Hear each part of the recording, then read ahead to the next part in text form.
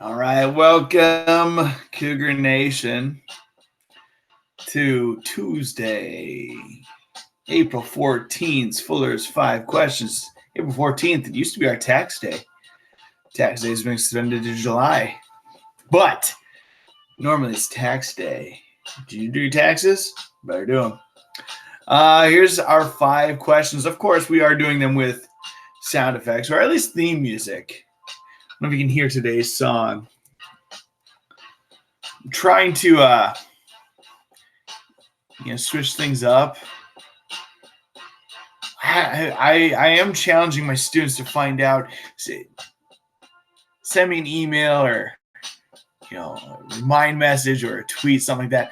Find the song that I have for today's intro. You'll get bonus points. It don't count for class, but it counts right here where it matters. I don't think anybody can do it though. Now that I think about it, it's just too tough. It's like 1997-ish. I don't think anybody's going to get it. Maybe you will. I don't know. Surprise me. It'll be fun. So let's find out what are today's 5 most pressing questions. 1, what does E mean in the grade book? Some of you saw you got some E's yesterday. Funny thing was with this class, some of you have seen M's in the grade book for a while and done nothing, and I put an E and all of a sudden you got everything done. So here's what the E means. E means exempt. So, I've tried to, with the assignments that I've assigned, I've found that I got right away, a lot of people do it. And then once I enter a missing score, a lot of other people do it. But then there's still some people who 2-3 weeks ago have stuff that was missing. And I was like, oh man, that was only supposed to be an ed puzzle, just get it done type of stuff. So what I did is I marked stuff with an E. E means exempt, okay? If you got an E, it means it's not counting for or against you because it's so far back that I'm just like, you know what, we got to move on. I'm not going to have that. I'm not going to have the fact that you didn't do an ed puzzle make you fail the course, okay? But at the same time, there are a lot of people who did it, and I want them to have the points. So I didn't just delete that assignment from the grade book. I let them keep their scores because they did that, okay? So that helps them. If you didn't do it, or if you just did it so late, I'm not going to go back and check, to see who's done the ed puzzle from 2.5 weeks ago. That's just not practical. So what I did is I marked E.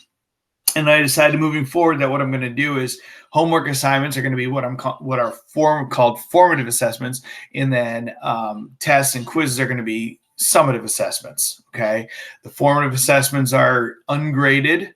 Summative assessments are graded. Okay, and you might be saying, well, what is the difference between a formative and a summative assessment? So basically, formative would be, like I said, it is like a homework assignment. Like today, I got an ed puzzle for you to watch. That's a formative assessment. It's homework. It's supposed to be done. If you do it, I will mark it off in the grade book. Check it off. But it's not. You're not gonna, fail because you don't do it. Summative assessment does need to be completed. You are going to get grade for it, and if you don't do it, you will fail. Okay. So why ever do a formative assessment when you can just do the summative assessments? That's a great question. The reason you would do a formative assessment would be it's going to help you to succeed on the summative assessment. Kind of like if you skipped class for a week and then you were supposed to come and take a summative assessment, you'd be like, I don't know. I don't understand this test. So I'll try to label it clearly if it's formative or summative. But the formative is to help you learn. Summative is to see what you have learned.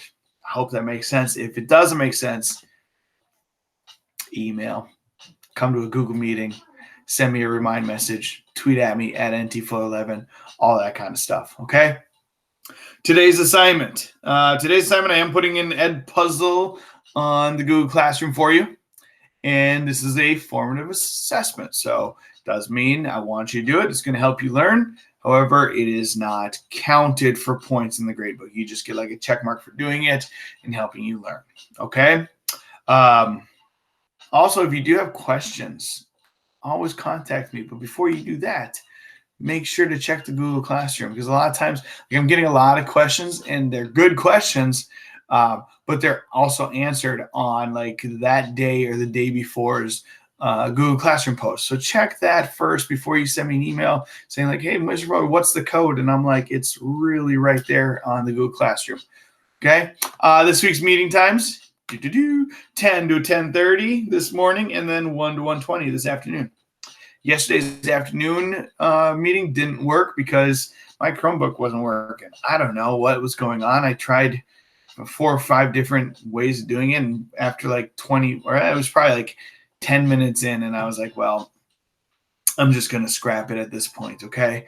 But it seems to be working again today, so HMU, if you got any questions, okay, that means hit me up if you do, okay? Show up.